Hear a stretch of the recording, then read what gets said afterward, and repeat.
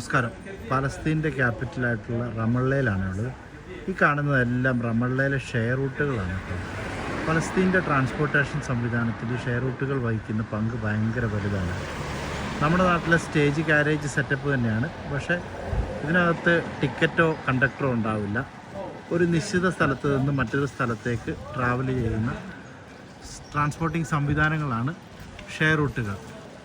നമുക്ക് എവിടെ നിന്ന് വേണമെങ്കിലും ഇതിനകത്ത് കൈനീട്ടി കയറാം. അതുപോലെ തന്നെ നമുക്ക് ഏതാ സ്ഥലത്തേക്കാണ് പോകേണ്ടത് ആ സ്ഥലത്ത് എത്തുമ്പോഴത്തേക്കും നമുക്ക് ഇറങ്ങാം. അതിന് എത്ര പൈസയാവുമെന്ന് വെച്ചാൽ അവർ നമ്മളോട് കാൽക്കുലേറ്റ് ചെയ്ത് മേടിക്കും. ഫലസ്തീനിൽ എവിടെ പോയി കഴിഞ്ഞാൽ ഇങ്ങനെയുള്ള ഷെയർ റൂട്ടുകൾ ഭയങ്കര സജീവമാണ്. ഫലസ്തീനിൽ മാത്രമല്ല ഇസ്രായേലിനകത്തും ഷെയർ റൂട്ടുകളുണ്ട്. പക്ഷേ ഇസ്രായേലിനകത്ത് അതുപോലെ തന്നെ ബസ് സംവിധാനങ്ങളുണ്ടല്ലോ. പക്ഷേ ഫലസ്തീനകത്ത് ബസ് എന്ന് പറഞ്ഞ സംവിധാനങ്ങളില്ല. അതുപോലെ തന്നെ ഈ പോകുന്നതാണ് ഈ കളർ വണ്ടികൾ ഇവിടുത്തെ ടാക്സികളാണ്.